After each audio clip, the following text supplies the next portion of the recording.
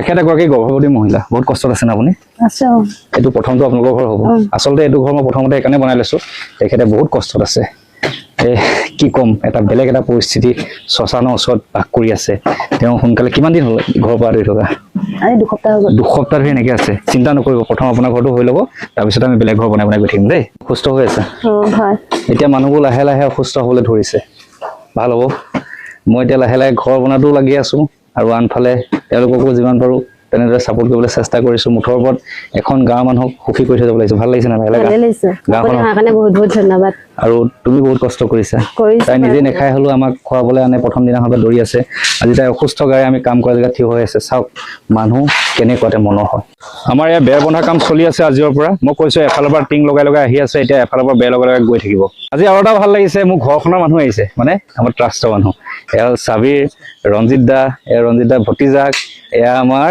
দীপা বাইদেউ আৰু দীপা বাইদেউৰ ভতিজাক এইবাৰ চন্দ্ৰিকা আমাৰ ট্ৰাষ্টলৈ আছে আজি আমাৰ ট্ৰাষ্টৰ মেম্বাৰ এজন দুজন তিনিজন চাৰিজন আহিছে আপোনাৰ ছোৱালী আমেৰিকাৰ পৰা পঠিয়াইছে তেওঁৰ নামটো কি তেওঁৰ নাম পখী আমেৰিকা কোন জেগাত থাকে আমেৰিকাৰ মানে ছেন ডিয়েগোত থাকে আচ্ছা 5,000 টকা আগবঢ়াইছে আৰু মই ভিডিঅ'টো যদি আপুনি চাই তেওঁক মই ধন্যবাদ জ্ঞাপন কৰিছো পখী বাইদেউ ভালদৰে থাকক তাকে কামনা কৰিছো আৰু ৰঞ্জিতাটো আছে আজি আপুনি আমাৰ লগত সহযোগ কৰাৰ বাবে ধন্যবাদ জ্ঞাপন কৰিছো আপোনাৰ ভাগিনাদি পঠিয়াইছে সি ক'ত থাকে গুৱাহাটীত থাকে গুৱাহাটীত তাৰ নামটো কি গৌৰৱ কাশ্যপ দত্ত 2000 দিছে ন থেংক ইউ গৌৰৱ কাশ্যপ এয়াই হ'ল মানুহে মানুহৰ বাবে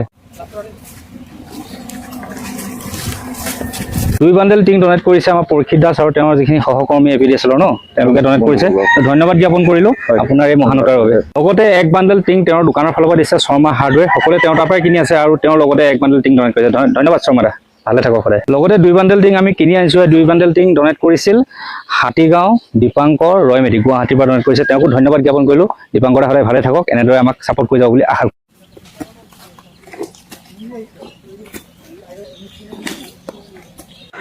এয়া মাটি তুলি আছো মানে ভেটিটো অকণ সমান কৰিব লগা আছে সেইটো ভেটি পিনে মাটি তুলি দিয়া গৈছে অলপ হাইট কৰি দিয়া গৈছে আৰু এইগৰাকীৰ লগত মই লাগি দিবলৈ আছে এজনী অকলশৰীয়া ছোৱালী দেউতাক থাকে দেউতাক বয়সস্থ আৰু এতিয়া সময় হ'ল 3টা বাজিলে 3টা বজাত ভাত আপোনালোকে লৈ আনিছে ন ভাত যোগাৰ কৰিছে ভাত খাই লওঁগে আহক আমি ভাত ইয়াতে খাম ইয়াতে ৰেডি কৰিছে কাঁহী চাহি লৈ আনিছে ধন্যবাদ জ্ঞাপন কৰিছো দেই ইয়াৰ পৰা কিমান দূৰ আপোনালোকৰ 5 মিনিট লাগে তাৰপৰা তেওঁলোকে ভাত এনেকৈ ৰেডি কৰি আনিছে চ' আমি ভাতকেইটা খাই লওঁ এইটো যুৱকৰ দল হ'ল বিক্ৰম নাহৰতলী টি ষ্টেটৰ হয় তেওঁলোকে এইটো ঘৰ কমপ্লিট কৰি থৈ যাব তেওঁলোকে শ্ৰমদান কৰিবলৈ আহিছে মিষ্টাৰ বিটু যাত্ৰাত ধন্যবাদ জ্ঞাপন কৰিলো প্ৰত্যেকজন যুৱককে বৰষুণ দিছে তথাপিতো এটা পাৰ্টিয়ে কাম কৰিছে তেওঁলোকে আহিছে ডিকমৰ পৰা ডিকম কোন জেগা ডিকম নাহৰতলী তেওঁলোকে গুচি যাব সেইকাৰণে বৰষুণ তিতি দিলেও কাম কৰিছে ডিকমৰ এই টিমটোক ধন্যবাদ জ্ঞাপন কৰিছো গোটেই বৰষুণ দিছেনে আৰু এইপিনে লাগি আছে গোটেই ডিকমৰ পৰা আহিছে টি গাৰ্ডেনৰ হয় তেওঁলোকে পুৰা কষ্ট কৰি আছে তেওঁলোকক অশেষ ধন্যবাদ জ্ঞাপন কৰিছো গোটেই বোকা হৈ গৈছে আমি যেনেকৈ হ'লেও কাম সম্পূৰ্ণ কৰিব লাগিব সেইবিলাক চেষ্টা কৰিছো পিনো লাগি আছে বৰষুণ তিতি কাম কৰিছে সকলোৱে আপোনালোকে দেখিছে বেক চাইডে গোটেই ধোঁৱা হৈছে ধোঁৱাটো ক'ৰ জানেনে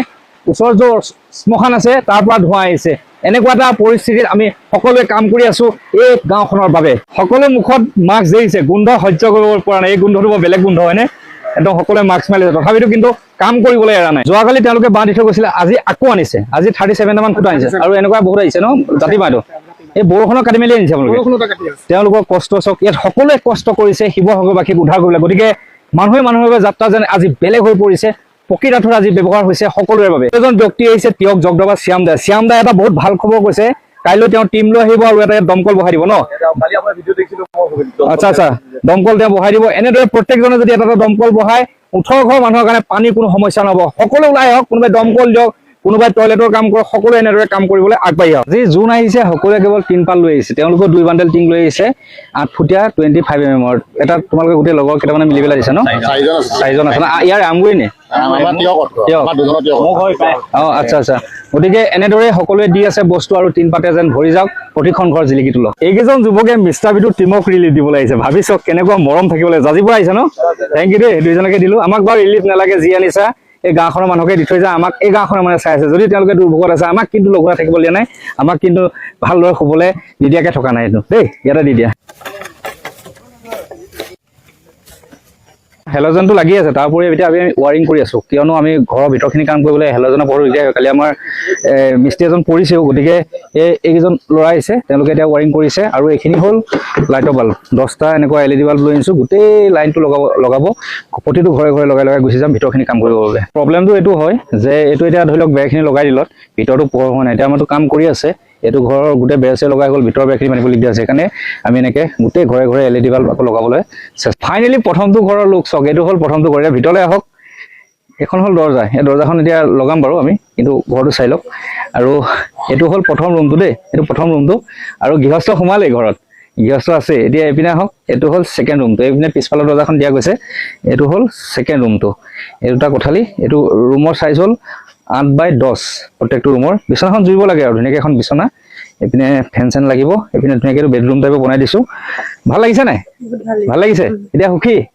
বঢ়িয়া। তেখেত গৰ্ভৱতী হয়, তেখেতৰ কাৰণে প্ৰথম ঘৰটো বনাই দিলোঁ।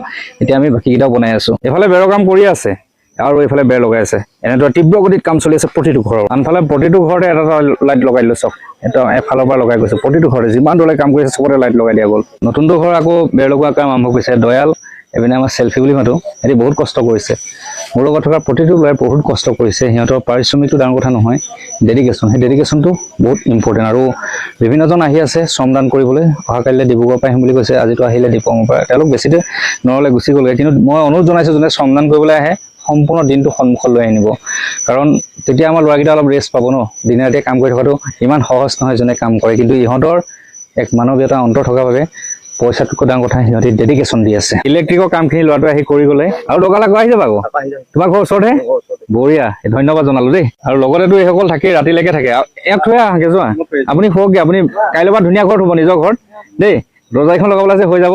আৰু তো আমাৰ এওঁ থাকেই। আৰু ৰশ্মি আছিলে নামটো, ৰশ্মি থাকে। তাই দেউতাক আৰু তাই বাইদেউ থাকে।